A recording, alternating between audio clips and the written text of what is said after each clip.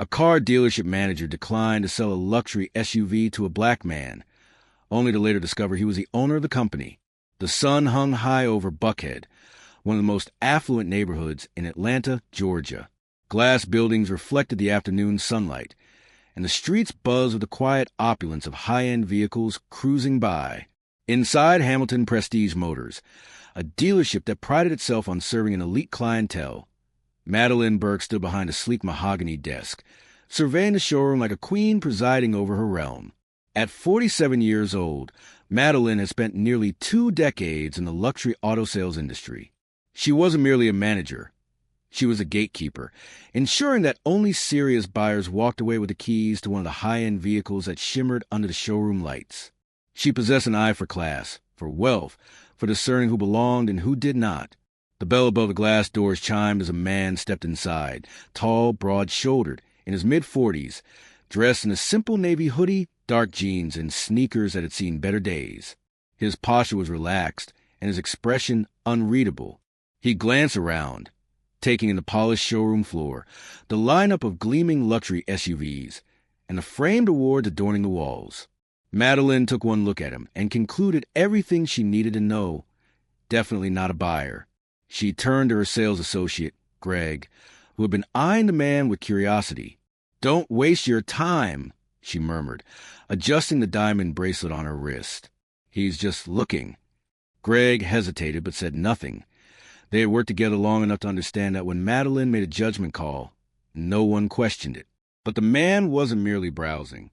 He strolled toward a brand-new 2024 Range Rover Autobiography, stopping beside the driver's side door. He ran his fingers lightly along the sleek black finish before turning to scan the showroom. His eyes locked onto Madeline. Without hesitation, he walked straight toward her. "Excuse me," he said, his tone calm, even polite. "I'm interested in that Range Rover over there. I'd like to know more about it." Madeline barely concealed her sigh. She had dealt with this scenario before. Men who wandered in hoping to impress someone with a test drive they had no intention of following through on. She offered a tight-lipped smile. "That's a fully loaded autobiography model," she said, her voice clipped. "Top-tier luxury, $165,000. The man nodded. "Sounds like what I'm looking for." Madeline folded her arms. "Are you aware of our financing options? A purchase like that requires either substantial credit or an upfront payment." The man held her gaze, unreadable. "I won't need financing." She forced a polite chuckle. "I see.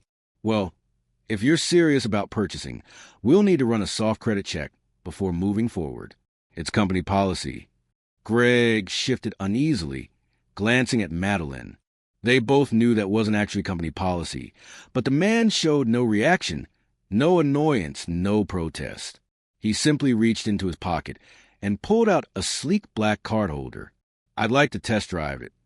Madeline's expression stiffened. "We don't offer test drives on vehicles at that price point without verified proof of income," she said smoothly. "You understand?" The man's lips curved slightly, almost as if he had anticipated this. "Oh, I understand," he replied. But Madeline had no idea what was coming next. Greg shifted uncomfortably beside her. He had seen her pull this maneuver before, turning away potential buyers who didn't fit the image of their clientele. However, something about this man's demeanor felt different. He wasn't getting defensive. He wasn't arguing. He was simply observing. Madeline, however, remained resolute. "I'm sorry," she said, plastering on a polite but distant smile. "But for a car of that value, we require serious inquiries only. We've had issues in the past with people wasting our time, joyriding, and then walking away." The man didn't blink. "Joyriding." It was nothing personal. She added quickly, though the insincerity dripped from her tone. "I'm sure you understand." Greg saw it then, the tiny shift in the man's expression. Just for a second, a flicker of something beneath his calm exterior. Not anger, not frustration, but something colder, sharper. But just as quickly as it appeared, it vanished. The man exhaled through his nose, nodding slowly. "All right, no test drive." "Got it." Madeline gave a satisfied tilt of her head, already turning her attention toward a different customer, an older man in a tailored suit browsing a Bentley across the showroom. But before she could completely dismiss the conversation, the man in the hoodie spoke again. "What about cash buyers?" She glanced back, mildly irritated now. "Excuse me? If someone wanted to pay in full, no financing, no credit check, would that change your test drive policy?" Madeline almost laughed. People like him didn't buy six-figure cars in cash. They didn't just walking off the street and drop that kind of money, at least not the one she expected to. "I appreciate your enthusiasm," she said, her voice sugary sweet. "But I'm sure you can understand that we have policies in place for a reason." For the first time, a shadow of amusement crossed the man's face. "I see," he said, slipping his hands into his pockets. "So what would it take?" Madeline's smile thinned. "I just told you," she said, her patience beginning to fray. "We require proof of serious intent. Our vehicles are highly sought after, and we can't have—" "I understand," the man cut in, his voice still eerily calm. "I'm just trying to figure out where the bar is. What does a serious customer look like to you?" Silence. For the first time, Greg saw something flicker in Madeline's expression, an almost imperceptible pause before she quickly masked it with a short, breathy laugh. "I think we're done here," she said crisply. "If you like to browse, feel free, but I have other customers to assist." Greg expected the man to push back, maybe even storm out. Instead, he just nodded, the corner of his mouth tugging upward in something that wasn't quite a smile. "Understood." And just like that, he turned and walked away. But something about the way he moved, slow, deliberate, almost calculating, left Greg with an uncomfortable feeling in his gut. He had a hunch that Madeline had just made a mistake. Greg couldn't shake the feeling that something was off. The man wasn't angry. He wasn't embarrassed. He wasn't even flustered. Instead, he carried himself like someone who had just learned something important, like someone waiting for the perfect moment to act. Greg glanced at Madeline, who had already moved on, flashing her best smile at the suited man eyeing the Bentley. Business as usual. But across the showroom, the man in the hoodie hadn't left. Instead, he was casually inspecting another vehicle, a Mercedes-Benz G-Class, running his fingers along the chrome handle, tilting his head slightly as if admiring it. Greg watched as one of the junior salesmen, Jared, hesitated before stepping forward. "Hey there, sir," Jared said, putting on his best friendly salesman grin. "Need any help with that one?" The man turned to face him, expression unreadable. "Yeah, actually, I was looking at the Range Rover earlier, but I was told test drives are off limits unless I prove I'm serious. Is that true?" Jared blinked. Well, I mean..." Before he could stumble through an answer, Madeline appeared beside him like a shadow. Her lips were still curved in that polished professional smile, but her eyes were sharp. "Jared, I'll take it from here." Jared looked like he wanted to say something, but one glance at Madeline, and he backed away, disappearing toward the reception desk. The man watched the exchange with quiet amusement. "You sure do keep a tight leash on your employees," he mused. Madeline didn't bite. "I thought I made myself clear," she said smoothly. "We cater to a specific clientele here, and we can't accommodate every request." A beat of silence. Then the man chuckled softly, shaking his head. "You know, I've been to a lot of dealerships," he said, rubbing his chin thoughtfully. "Some good, some bad, but I've never had someone work this hard to not sell me a car." Madeline's expression hardened. "That's not what's happening here." "No." The man tilted his head slightly. "Then let's make it easy. I'll write a check right now for the full amount. No financing, no games, just business." Greg, who had been pretending not to listen from behind the desk, felt his stomach tighten. Madeline stared at the man for a long second, her fingers twitching slightly at her sides. She wasn't stupid. If he really was a cash buyer, shutting him down outright could backfire. But she wasn't convinced, and she wasn't about to be proven wrong in front of her own team. "That's a generous offer," she said, her voice silky smooth. "But as I said, it's company policy. You'd need to provide documentation before we can move forward."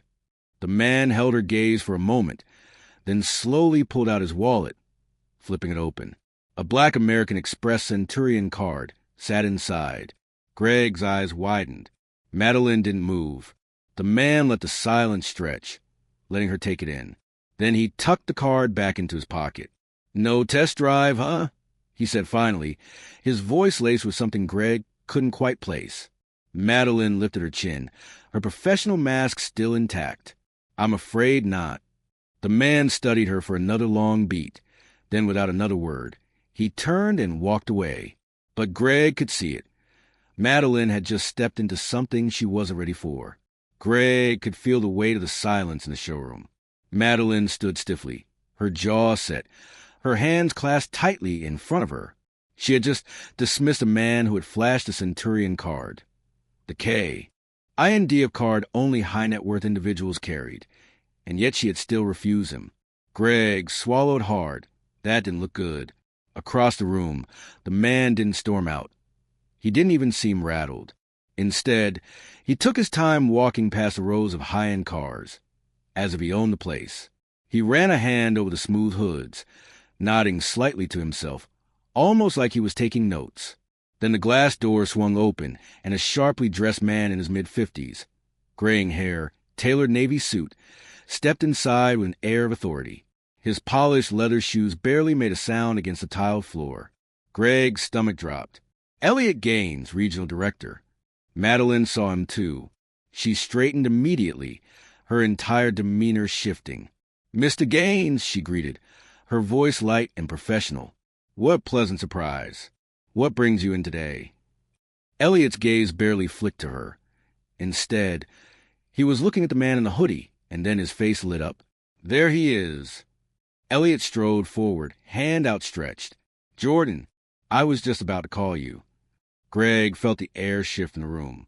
Madeline's face drained of color. The man, Jordan, finally cracked a small smile, shaking Elliot's hand with easy familiarity.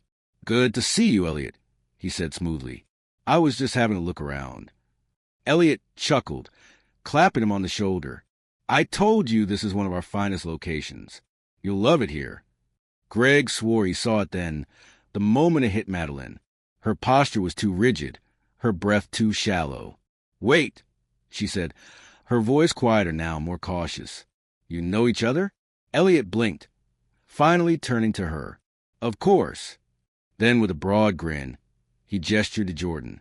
"Meet Jordan Ellis, the new CEO of Hamilton Prestige Motors." The words hung in the air like a bombshell. Greg didn't move. Neither did anyone else. But Madeline, her lips parted slightly, but no sound came out. Her entire body locked up. Jordan just watched her, his expression unreadable. Finally, he exhaled through his nose and slid his hands into his pockets. "Miss Burke," he said evenly, "you just refused to sell a car to your new boss." The weight of those words sent a shockwave through the showroom. The employees stared, some in shock, some in poorly hidden amusement. Greg's heart pounded in his chest. He had known something was off. And Madeline, for the first time since he'd met her, looked genuinely afraid. The silence in the showroom was thick, suffocating. No one moved, no one spoke. Madeline blinked rapidly, her brain scrambling for footing. This had to be a mistake, a joke. The man standing before her, the man she had just humiliated, couldn't be her new CEO. And yet, Elliot had said it out loud in front of everyone. Jordan let the words settle before he spoke again. "I have to say," he mused, tilting his head slightly, "I expected to get a sense of how this dealership operates today." A pause. "I didn't expect this." Madeline's stomach twisted. She had been in sales for over 2 decades. She had handled difficult clients, high-pressure deals, VIPs who expected the world on a silver platter. But this was something else entirely. Elliot finally seemed to catch on to the tension, glancing between them. "Wait, what happened?" Jordan didn't answer right away. He let the moment stretch, watching Madeline the way a teacher watches a student about to fail a test. Then casually he turned to Greg. "What's your name?" Greg's mouth was dry. Greg, sir." Jordan nodded. "You've been here long?" 3 years. 3 years. Jordan let out a soft chuckle, shaking his head. "Let me ask you something, Greg. If I walked in here today wearing a suit, speaking the exact same words I just said, would I have had to pull out my credit card just to be taken seriously?" Greg hesitated. He knew the answer. Everyone did. But saying it out loud could cost him his job. Jordan seemed to sense his hesitation and offered a slight nod. You don't have to answer that. Then finally, he turned back to Madeline. She had regained some of her composure, but her usual sharp confidence was gone, replaced by something else, something uncertain. Mr. Ellis, she started, her voice smooth, practiced, the way people talk when they're trying to control the damage. I truly apologize if there was any misunderstanding. Misunderstanding? Jordan's brow lifted. That's what you're going with. Madeline forced a chuckle, but it fell flat. I was simply following store policy. We have strict guidelines when it comes to test drives on luxury models. I would have handled any customer the same way. Jordan studied her, then slowly turned toward Elliot. Elliot, he said, tone casual, tell me, when did Hamilton Prestige Motors start requiring a soft credit check before customers could even sit inside a car? Elliot's brows furrowed. We don't. The last thread of Madeline's defense snapped. Jordan let the tea. Ruth settled, watching her. He wasn't raising his voice. He wasn't throwing a scene, but somehow that was worse. Madeline's palms were damp now, and for the first time, she felt it. She wasn't in control anymore. And Jordan wasn't finished. Madeline's throat felt tight. Her mind raced for an explanation, an escape, anything that could undo the last few minutes. But there was no undoing it. Jordan tilted his head slightly, watching her with the patience of someone who had already won. So just to be clear, he said, voice calm and deliberate, you refused to sell me a car because I didn't look like someone who could afford it. Madeline opened her mouth, but Jordan wasn't finished. You made assumptions. You dismissed me. You lied about company policy, and when I called you on it, you doubled down. He exhaled through his nose, shaking his head slightly. Tell me, Madeline, what exactly does a serious customer look like to you? The words hit like a punch to the gut. She scrambled for footing, forcing a tight smile. Mr. Ellis, I assure you that wasn't my intent at all. We have high standards here, and I was simply ensuring high standards. Jordan cut in, raising a brow. Madeline stammered. Greg, Jared, and the other employees stood frozen, watching as their manager unraveled. Elliot cleared his throat, stepping in. Jordan, obviously this isn't how we want any of our customers treated. I'm not a customer, Jordan said coolly. I'm the CEO, and I just watch my own sales manager decide on-site who does and doesn't belong here. The room went still. Madeline felt the blood drain from her face. She had always operated with a level of untouchability. She knew the business inside and out, had been there for years. She had built a reputation as someone who got results. But none of that mattered now. Jordan turned back to her, his expression unreadable. I came here undercover for a reason, he said. To see how our customers are treated. To see if the values we claim to uphold are actually being practiced. He paused and added, I've seen enough. Madeline's chest tightened. I understand your concern, she tried, her voice wavering slightly. But surely we can talk about this. I've been a valuable part of this company for years. I've closed deals that no one else could. My track record speaks for itself. Jordan studied her for a long moment. Then he nodded. You're right, he said. Your track record does speak for itself. A flicker of relief crossed her face until he added, That's why you're done here. Madeline froze. For the first time in her entire career, she had nothing to say. Jordan's voice remained steady. I don't run a company that turns people away based on appearances. If that's a problem for you, then this was never the place for you to begin with. The air felt thick and heavy. The other employees exchanged uneasy glances, but no one stepped in to defend her.